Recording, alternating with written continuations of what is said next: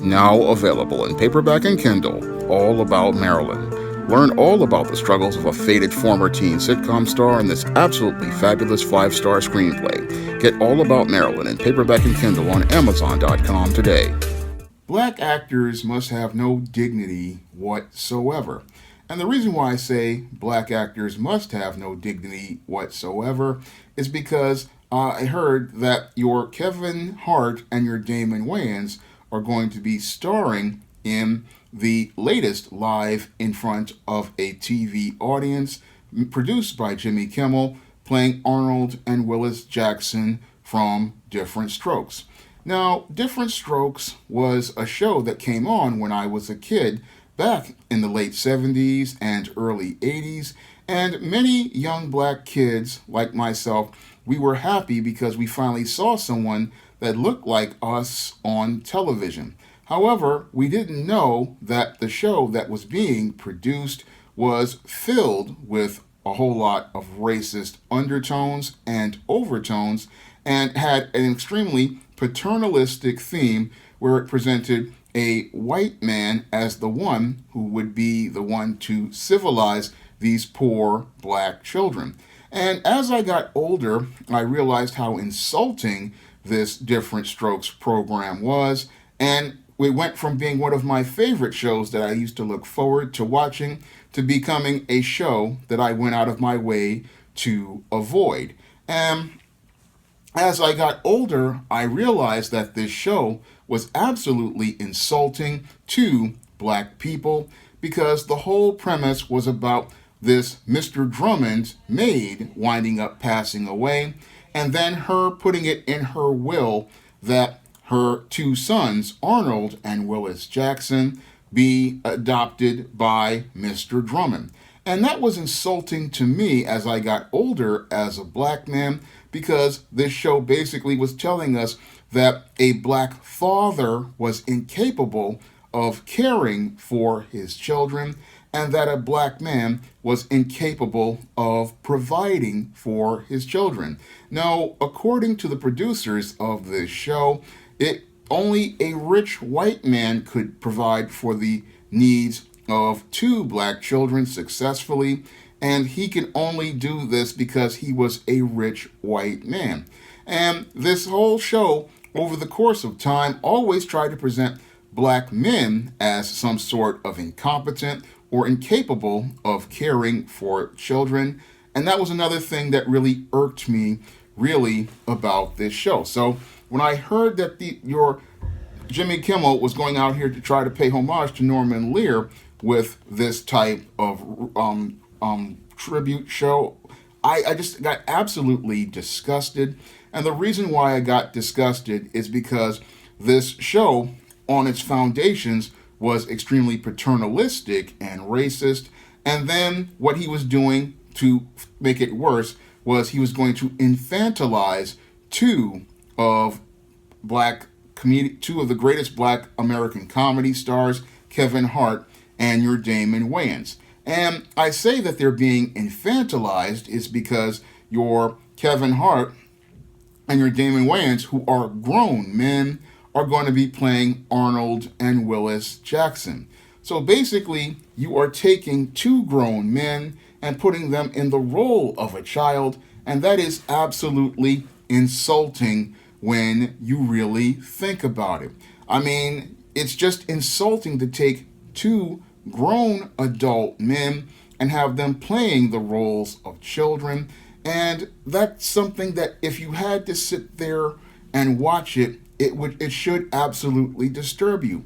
But many of your leftists, they're thinking, oh, we're getting them because they're the best comedy guys passively, but aggressively, they're taking a shot at black men, especially straight black men, and saying that a straight black man is basically like a child. This is the type of passive-aggressive kind of shot that they try to take at black men. And sadly, many of your black entertainers like your Kevin Hart and your Damon Wayans, they are just so caught up in the idea of paying tribute to this racist show that they cannot see how these racists are basically making mockery of them the same way that the minstrels used to make mockery of black people when they used to put on that blackface and put on their minstrel shows. And what they're doing with your Kevin Hart and your Damon Wayans is basically making a modern day minstrel show that's going to be premiered on December 7th. And this minstrel show is going to be played live in front of a studio audience. And sadly, because many in the audience can't think critically about what is being presented to them, they cannot see how these people are basically making a mockery of black heterosexual men by saying that a heterosexual black man is no different than a child and that this black man is incapable of taking care of himself and that he needs a kind and gentle white man to look over him, just like the plantation master on the slave plantation. And that's the message that is being sent in the undertones of this so-called tribute to Diff'rent Strokes. But this tribute is one big middle finger at black Americans, and especially, again, at heterosexual black men, because this whole so-called tribute is a way for your racists to go out here and take the passive-aggressive shot at your black men, and it's a way for them to get a laugh at our expense. And the only reason why they got that laugh is because your people in Hollywood, like your Kevin Harts and your Damon Wayans, they are looking to try to find white acceptance, just like, sadly, the late Gary Coleman and Todd Bridges' parents tried to do.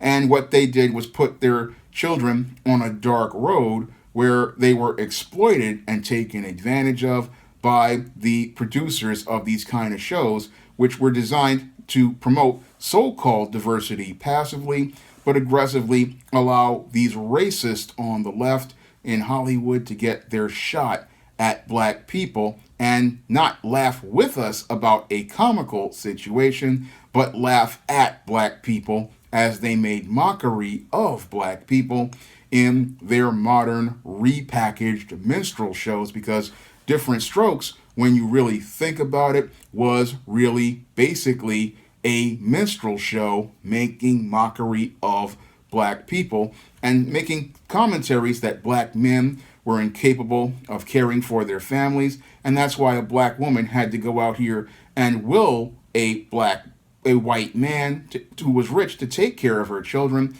because she did not trust a black man to go out here and be a father to his children and go out here and care for them. Because I remember watching Diff'rent Strokes where they had an uncle and they tried to make it like he was a jive time hustler.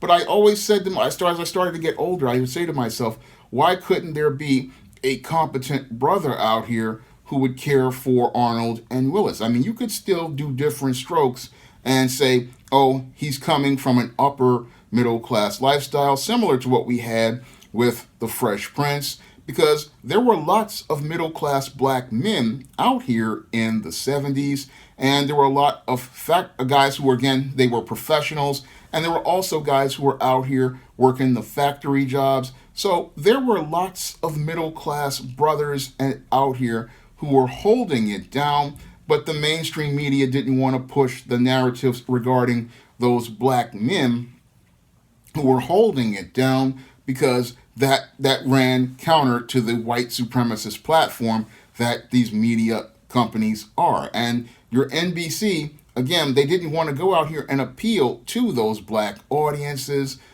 in a way that was positive. So that's why they gave us shows like Diff'rent Strokes, which was, again, modern day minstrel show. Give Me a Break, which was a mammy show, which featured Nell Carter as a maid. Again, a talented actress, could have carried her own sitcom like Mary Tyler Moore or Rhoda, but instead they gave her the maid role. Again, they just slapped black people in the face, and we have people like Jimmy Kimmel thinking that this is paying tribute to those shows, but those shows were not shows that anybody should be paying tribute to, because there was nothing really funny about them.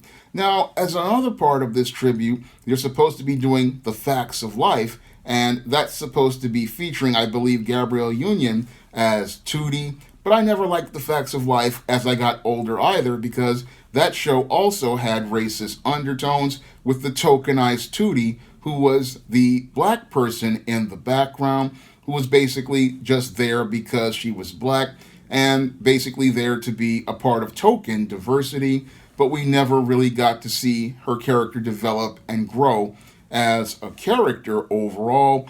But that's why many of these 80s sitcoms and 70s sitcoms should be stuck in the past, because a lot of people really in Hollywood, they don't really see how racist these shows are, and how trying to go out here and bring these shows back is just bringing back, one, the same old racism, and then two, you have grown adults playing infantilized roles, basically trying to say that this person is just like a child, when if you really wanted to do this, you would just go get some child actors. But no, a lot of these people, they're thinking that they're so smart by trying to get their little jab at black people, but in a very covert way. And that's what they're trying to do here with this whole talking about live in front of a studio audience. This is so that these racists can go out here and relive their past memories of their favorite shows, and then get another shot at black people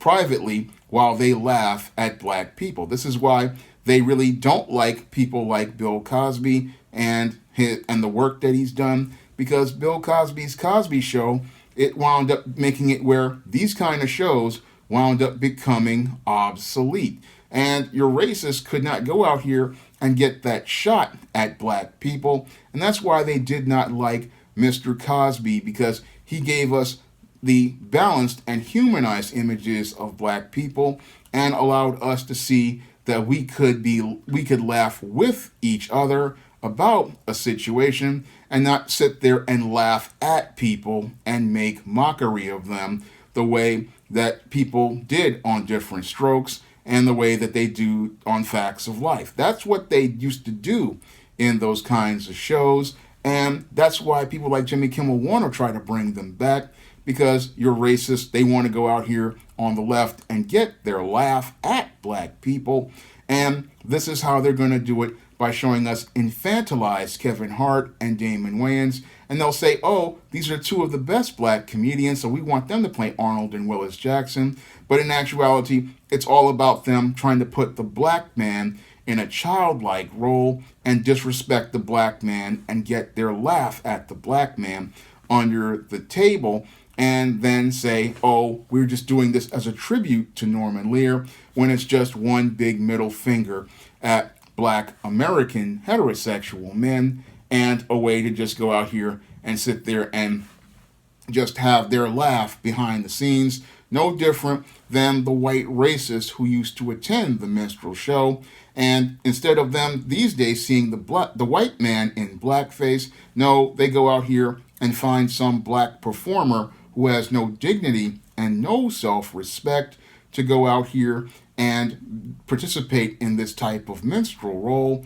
They go get him to go be their modern day minstrel, go out here and get him to be their caricature of a black man, and then go out here and get him to participate in all of the degrading behavior, all because many of these black performers in black Hollywood have absolutely no intangibles as related to character, and because they have no dignity, no self-respect, and no self-worth, they go out here and take these kind of roles instead of declining these kind of roles, because they make black people look bad, and they allow white racists and racists of color to go out here and get a laugh at black people at our expense. Now, I have a critical question to ask all of these people like your Jimmy Kimmel.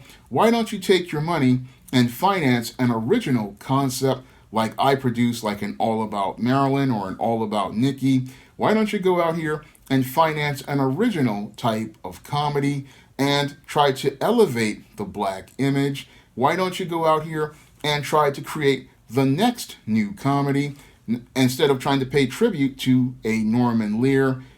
I mean, why don't you just go out here and bring up new comedy for the next generation? And that answer goes back to a live stream I just did a day ago, which was talking about the fear of baby boomer mortality, and many boomers, they fear that their racist ideas will wind up dying when they die.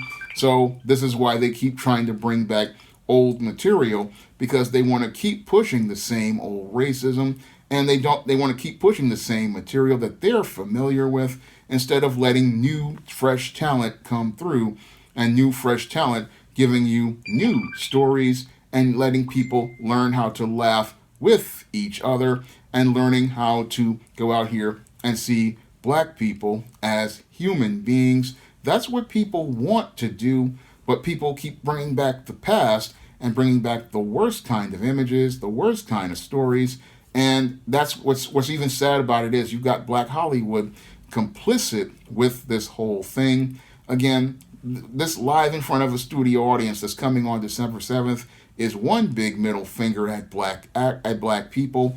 And black people need to realize that shows like Diff'rent Strokes, in their time, a lot of people only watched them because they were the only images available. But in this era of 2021, it's time for us to start looking at other images, other stories, and realizing that these shows, like your Diff'rent Strokes, these kind of shows, there's a reason why people don't watch them anymore.